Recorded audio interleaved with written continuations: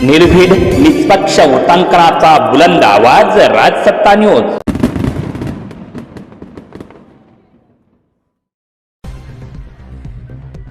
राहुरी पोटनिवडणुकीसाठी मुख्यमंत्री फडणवीसांचा master plan, Vikhe आणि जगताप यांच्यावर सोपवली मोठी जबाबदारी. राहुरी विधानसभा पोटनिवडणुकीच्या पार्श्वभूमीवर राज्याचे मुख्यमंत्री देवेंद्र फडणवीस यांनी भाजप आणि महायुतीची रणनीती स्पष्ट केली आहे. या निवडणुकीत विजय मिळवण्यासाठी मुख्यमंत्र्यांनी 2 तरुण आणि प्रभावी नेत्यांच्या खांद्यावर महत्त्वाची जबाबदारी सोपवली आहे. सुजय विखे पाटील आणि संग्राम जगताप ही ती 2 नावे आहेत. त्यांच्याकडे राहुरीच्या प्रचाराची आणि नियोजनाची धुरा मुख्यमंत्र्यांनी दिली आहे. या दोन्ही नेत्यांच्या स्थानिक पातळीवर असलेला जनसंपर्क आणि राजकीय पकड हे लक्षात घेऊन मुख्यमंत्र्यांनी त्यांच्यावर ही मोठी जबाबदारी दिली आहे.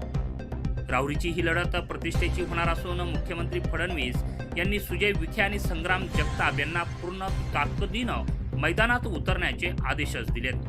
सुजय विखे पाटील यांचा नगर जिल्ह्यातील प्रभाव आणि संग्राम जगताप यांची राजकीय कार्यशैली याचा फायदा या पोटनिवडणुकीला महायुतीला होणार आहे, असा विश्वास देखील त्यांनी यावेळी व्यक्त केला आहे.